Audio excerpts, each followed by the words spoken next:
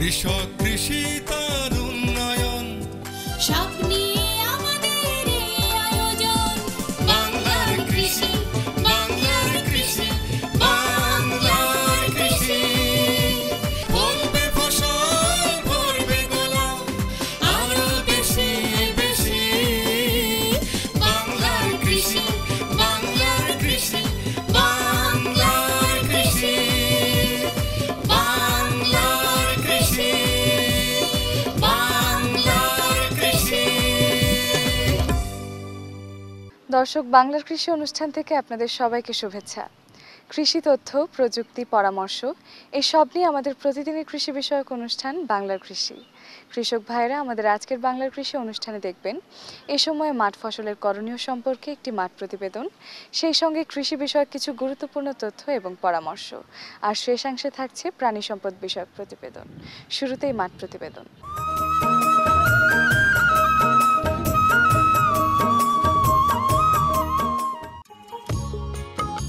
বেগুন আমাদের দেশের একটি জনপ্রিয় সবজি, যা সারা বছর ফলে।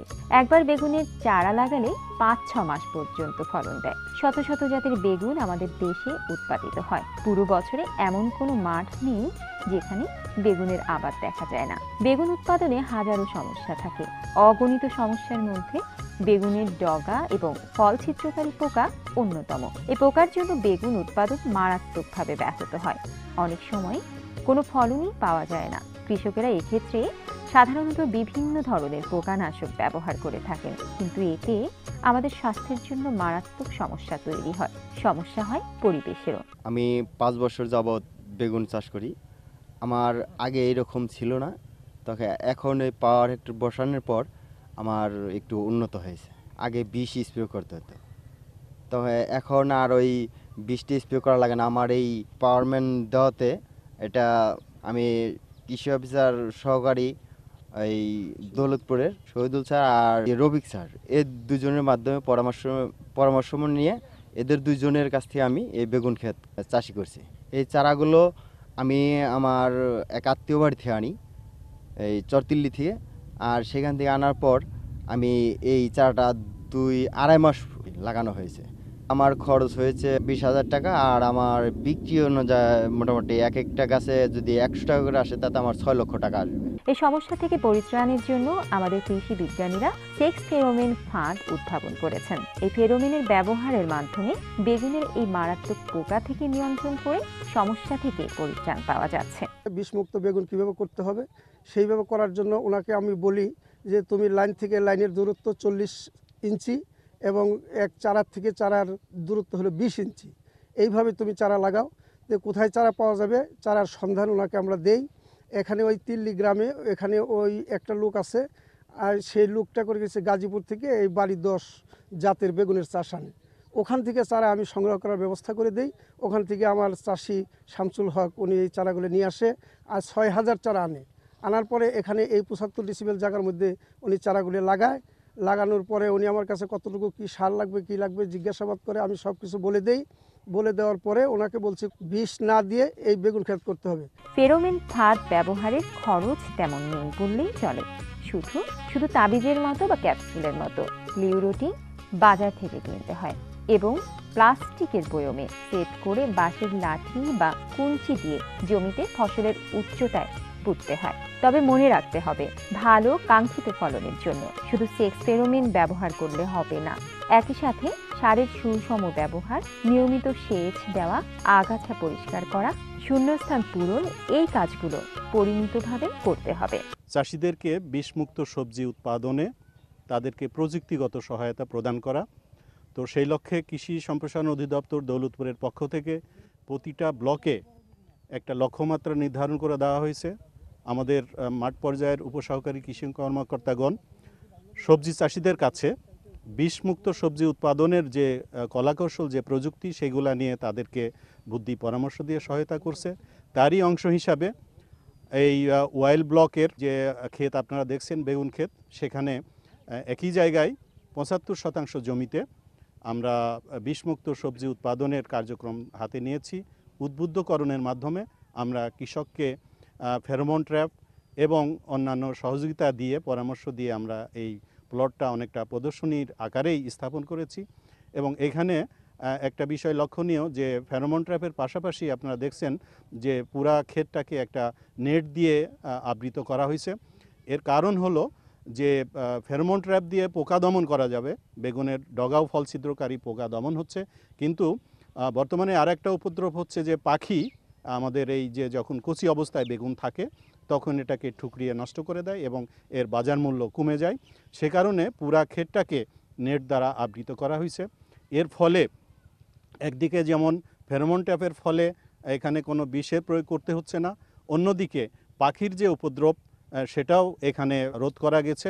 এ কারণে কৃষক স্বল্প খরচেই তার এই বিষমুক্ত সবজি অর্থাৎ বেগুন উৎপাদন করতে পারছে। ইদানিং দেখা যায় পাখি বেগুনের বেশ ক্ষতি করে। পাখি তাড়িয়ে এই সমস্যার পূর্ণ সমাধান করা যায় না, যেজন্য কম খরচে জমির চারদিকে এবং উপরে নেট জাল পেতে দিলে পাখির সমস্যা থেকে রক্ষা পাওয়া যায়। কিছু কৃষক এই কাজটি করে বেশ লাভবান হয়েছেন। শুধু তাই না, একজনের দেখা দেখি আরেকজন এই সুন্দর যৌক্তিক প্রযুক্তি নিজেরাও বাস্তবে অনুসরণ করেছেন। এভাবে বেগুন আবাদ করলে বেগুনের ফলন বেড়ে যায়, লাভ বেশি হয়।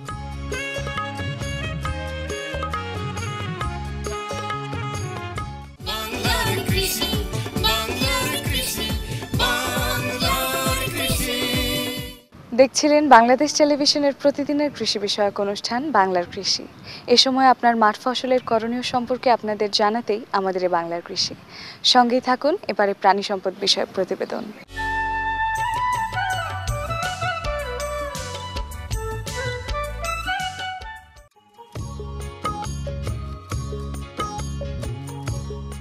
বাংলাদেশের অর্থনীতিতে পোল্ট্রির গুরুত্ব অপরিসীম। জাতীয় আয়, বৈদেশিক মুদ্রা অর্জন ও দেশের দরিদ্র ও প্রান্তিক কৃষকের জীবন জীবিকা পোল্ট্রি পালনের সাথে নিবিড়ভাবে সম্পৃক্ত। বর্তমানে পোল্ট্রি পালন বসতবাড়ির আঙিনা ছাড়িয়ে খামারে রূপ নিয়েছে। পুরুষের পাশাপাশি মহিলারাও এ কাজে এগিয়ে এসেছেন। ময়মনসিংহ জেলাধীন ত্রিশাল উপজেলার মিসেস মনোয়ারা বেগম এমনি একজন নারী উদ্যোক্তা। তিনি জাতীয় কৃষি প্রশিক্ষণ প্রকল্পের আওতায় পোল্ট্রি পালনের উপর প্রশিক্ষণ গ্রহণ করেন। তারপর তিনি প্রতিষ্ঠা করেন সোনালী মুরগির খামার। তার খামারে মুরগির সংখ্যা ১,৮০০টি।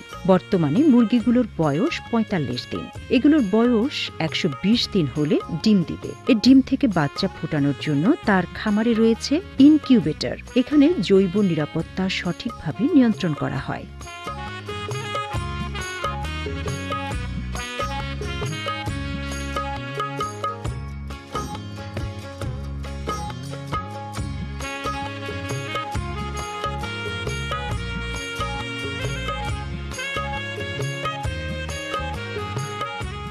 ইনকিউবেটরের নির্ধারিত তাপমাত্রা বজায় রাখার জন্য ব্যবস্থা করা হয়। তার কর্মকাণ্ডে সন্তুষ্ট হয়ে বাংলাদেশ কৃষি বিশ্ববিদ্যালয় কর্তৃপক্ষ তার খামারে শিক্ষার্থীদের প্রশিক্ষণের জন্য প্রতিষ্ঠা করেছে ককরেল জাতীয় মোরগ মুরগির খামার। আমাদের এখন 5-1 ইন্টার্নি সেমিস্টার চলছে। আমরা বাংলাদেশ কৃষি বিশ্ববিদ্যালয় পশুপালন অনুষদ থেকে হ্যাচারিতে আসি। এখানে আমরা ৪৫ দিনের জন্য আসি এবং ইতিমধ্যে আমাদের অনেকগুলো ক্লাস হয়ে গেছে, অনেকগুলো প্র্যাকটিক্যাল, আমরা অনেক কিছু দেখে ফেলেছি এবং আমরা এখানে এসে অনেক বেশি উপকৃত হয়েছি। আমরা এতদিন যেগুলো পড়ে এসেছি, স্যারদের লেকচার শুনে এসেছি যে কিভাবে একটা হ্যাচারিতে ডিম সেট করে, আমরা সেই জিনিসগুলো এখন হাতে কলমে দেখতে পাচ্ছি। আমরা এখানে এসে দেখতে পেরেছি যে কখন ডিমগুলো সেট করছে, কখন ক্যান্ডেলিং করছে, কখন সেখানে সেটার থেকে হ্যাচারে ট্রান্সফার করছে এই জিনিসগুলো, এবং বাচ্চা ফুটে বের হওয়ার পরে যে গ্রেডিং, তারপরে সেটা ট্রান্সফার করছে বিভিন্ন জায়গায় এই বাচ্চাগুলো ডেওল চিকগুলো চলে যাচ্ছে। এই জিনিসগুলো আমরা সুন্দরভাবে দেখতে পাচ্ছি এবং এই জিনিসগুলো যে নলেজগুলো, এগুলো আমরা আশা করি যে ভবিষ্যতে আমাদের অনেক বেশি কাজে লাগবে এবং আমরা ভবিষ্যতে অনেক বেশি সাফল্য দিতে পারবো এই পোলট্রি ডিপার্টমেন্টে। আমরা বাংলাদেশ কৃষি বিশ্ববিদ্যালয় থেকে হ্যাচারিতে 50 দিনের জন্য ইন্টার্নশিপ প্রোগ্রামে এসেছি। এখানে এসে আমরা অনেক কিছু শিখতে পেরেছি, কিভাবে ক্যান্ডিং করতে হবে, কিভাবে হ্যাচিং করতে হবে, কিভাবে গ্রেডিং করতে হবে, এই সব কিছু শিখতে পেরেছি এবং ভবিষ্যতে আমরা এগুলো কাজে লাগাতে পারবো। আমরা যদি কেউ উদ্যোক্তা হতে চাই, কারো যদি হ্যাচারি করার ইচ্ছা থাকে, তাহলে আমরা এটা আমাদের ভবিষ্যতে কাজে লাগাতে পারবো এবং আমরা জনগণকে সাহায্য করতে পারবো। এই ককরেল মোরগের 60 দিনে ওজন হয় 6 কেজি। সেই বড় বড় খামারগুলোকে হয় 3.5 থেকে 4 কেজি। এই খামারে প্রতি 9টি মুরগির জন্য একটি করে মোরগ রাখা হয়েছে। এই খামার করে তিনি যথেষ্ট সফল হয়েছেন। আমাদের প্রত্যাশা দেশের আনাচে কানাচে মিসেস মনোয়ারার মতো পোল্ট্রি খামার গড়ে উঠবে এবং আমিষের চাহিদা পূরণে অবদান রাখবে। বাংলাদেশ কৃষি বিশ্ববিদ্যালয় থেকে প্রত্যেক বছরে ইন্টার্নশিপে অনার্স ফাইনালে যারা আছে ইন্টার্নশিপ তারা এখানে মানে প্র্যাকটিক্যাল দেখার জন্য এখানে ওনারা আসে। ওদেরকে যেভাবে হাতে কলমে শেখানো হয় তার মাধ্যমে তারা যদি চেষ্টা করে বা চিন্তা করে বা বড় কর্মকর্তা হয় বা ভালো চাকরি করে, আর যদি এটা না করে যদি ব্যবসায় খাতে আসতে চায় তাহলে ওরা ভালো করতে পারবে। কারণ আমরা ভালোভাবে যেভাবে করলে হাতে কলমে শিখতে পারবে, একদম বাচ্চা কিভাবে বের হয়, কতদিন তাপ দেওয়া হয়, কতদিনে ফোটে, কিভাবে ক্যানলিনিং করা হয়, ডিমটা কিভাবে গ্রেডিং করা হয়, এই সমস্ত ব্যাপারে আমরা তাদেরকে বলি। তাতে দেখা যায় তারা যদি করে তাহলে তারা নিজেই একজন হ্যাচারির মালিক হতে পারবে। উপজেলা প্রাণী সম্পদের এগুলো কর্মকর্তা ওনাদের সহযোগিতায় ওনারা আমার দেখভাল করেন, আসেন, ওনাদের সার্বিক সহযোগিতায় আমি এই পর্যন্ত করে এসেছি।